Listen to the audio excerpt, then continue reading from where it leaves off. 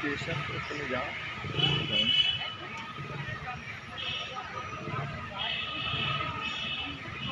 क्या बेटी बचाओ बेटी पढ़ाओ, बेटी बचाओ बेटी पढ़ाओ। जो नगर निगम की अलग अलग सुविधाएं आम पब्लिक के लिए है, उससे भी संबंधित कार्य की निगरानी यहाँ से होगी।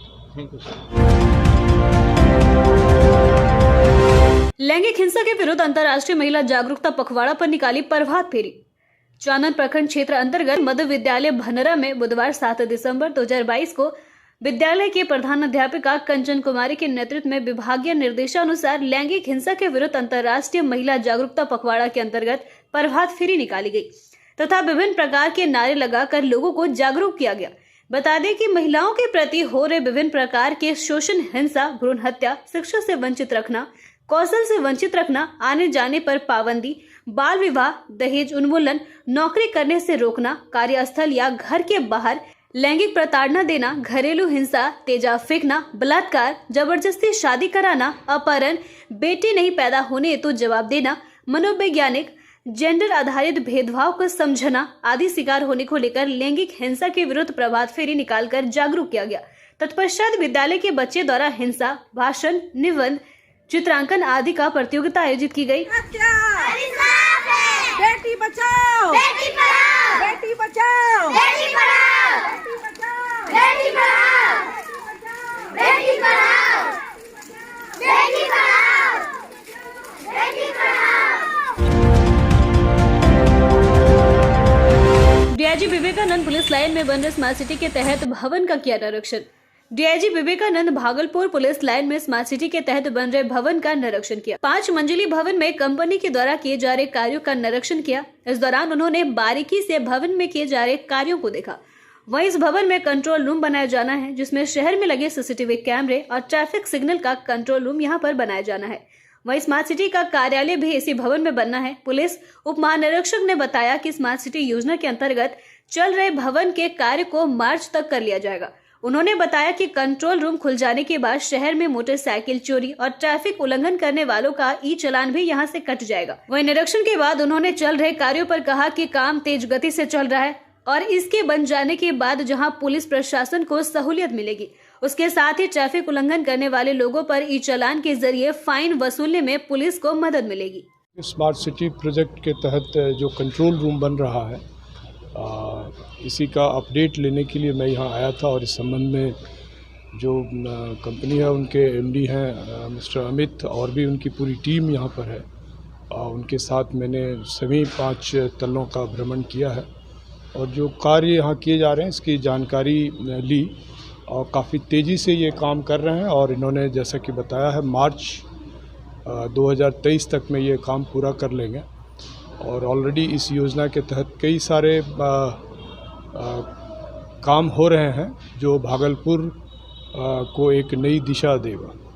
स्मार्ट सिटी के अंतर्गत सर जो कैमरे लगे हैं, जो चालान ये सब कटने का ऑनलाइन व्यवस्था यहाँ उसकी व्यवस्था की गई है। करीब 1800 कैमरे लगने हैं, जिसमें से कि 1000 से भी अधिक कैमरे यहाँ पर अभी लगा करके इंस्टॉल कर दिए गए हैं। इसके अतिरिक्त स्मार्ट सिटी योजना के तहत ई चालान की व्यवस्था है और कंटिन्यूअस मॉनिटरिंग रहेगी। इससे चोरी वगैरह की भी घटनाओं को रोकने में काफ़ी मदद मिलेगी। इसके अतिरिक्त जो नगर निगम की अलग अलग सुविधाएं आम पब्लिक के लिए है, उससे भी संबंधित कार्य की निगरानी यहाँ से होगी। Thank you sir.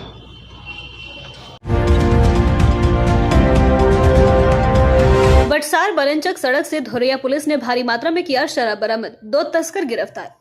बांका के धोरैया पुलिस ने गुप्त सूचना के आधार पर भारी मात्रा में एक टाटा सुमो वाहन से भारी मात्रा में विदेशी शराब बरामद करते हुए 2 तस्कर को गिरफ्तार कर लिया। जानकारी देते हुए थाना अध्यक्ष महेश्वर राय ने बताया कि बुधवार की सुबह 9 बजे बटसार बलनचक सड़क पर उजली कलर की एक टाटा सुमो की तलाशी के दौरान भारी मात्रा में विदेशी शराब बरामद किया गया। इस मामले में टाटा सुमो को जब्त करते हुए 2 तस्कर सहरसा जिला अंतर्गत डुमरेल निवासी शुभ शंकर कुमार एवं राजकिशोर कुमार को गिरफ्तार कर लिया गया। थाना अध्यक्ष ने बताया कि इंपीरियल ब्लू 750 ml का 53 बोतल, 375 ml का 432 बोतल एवं 180 ml का 96 बोतल शराब बरामद किया गया है। इस मामले में उत्पाद अधिनियम के विरुद्ध थाना में प्राथमिकी दर्ज करते हुए गिरफ्तार तस्कर को जेल भेज दिया गया है।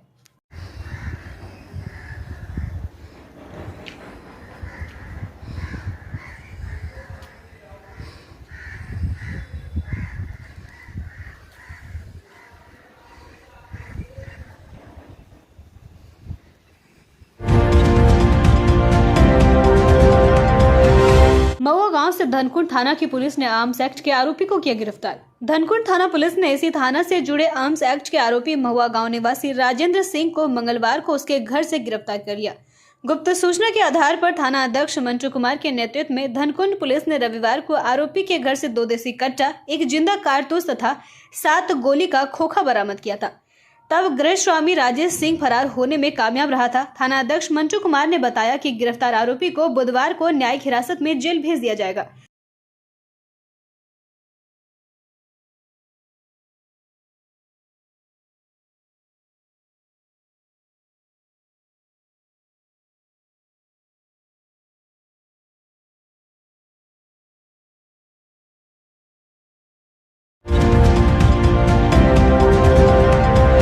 संविधान निर्माता बौद्धिस्ट विश्व रत्न बाबा साहेब डॉक्टर भीमराव अंबेडकर के 66वें महापरिनिर्वाण दिवस बौसी बाजार के मुख्य चौक पर बौसी अंबेडकर विचार मंच के अध्यक्ष मदन मेहरा की अध्यक्षता में मनाया गया।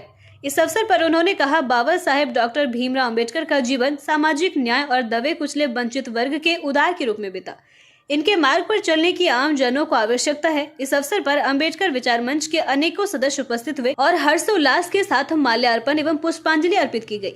मौके पर अंबेडकर विचार मंच के सदस्य धनंजय दास, कैलाश दास, प्रकाश दास, मनोज कुमार दास, एक्स पंचायत सेवक गणपत दास, गुलाब अंसारी, राजद प्रखंड अध्यक्ष पंकज कुमार दास, मुकुंद दास, प्रदीप दास, देवाशीष दास एवं कई रिक्शा चालक मजदूर उपस्थित रहे।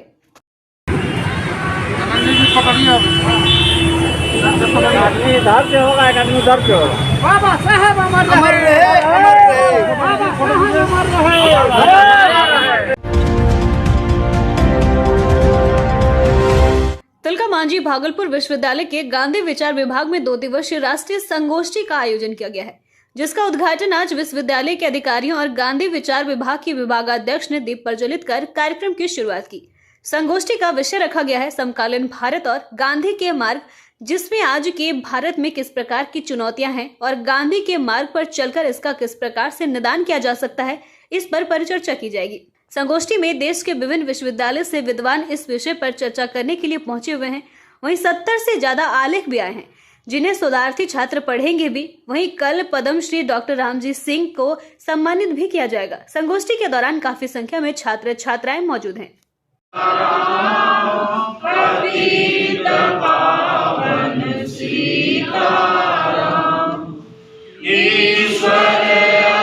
सामाजिक कार्यों में इनकी महत्वपूर्ण भूमिका रही है। हम लोग वहाँ गए भी थे। माननीय अजय साहब भी मंचासीन हो चुके हैं। आप अंतर्राष्ट्रीय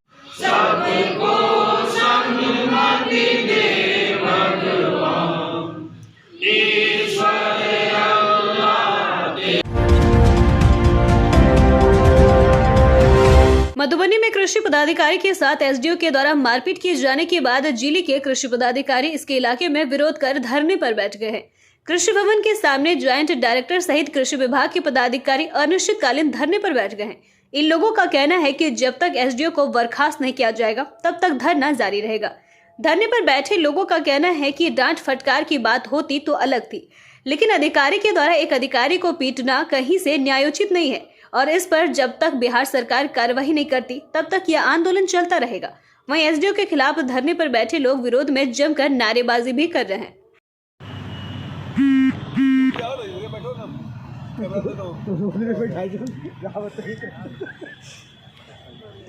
मुर्दाबाद, मधुबनी प्रशासन मुर्दाबाद, मधुबनी प्रशासन मुर्दाबाद, मधुबनी मुर्दाबाद, मुर्दाबाद, मुर्दाबाद। कृषि पदाधिकारी का एकता एक हो,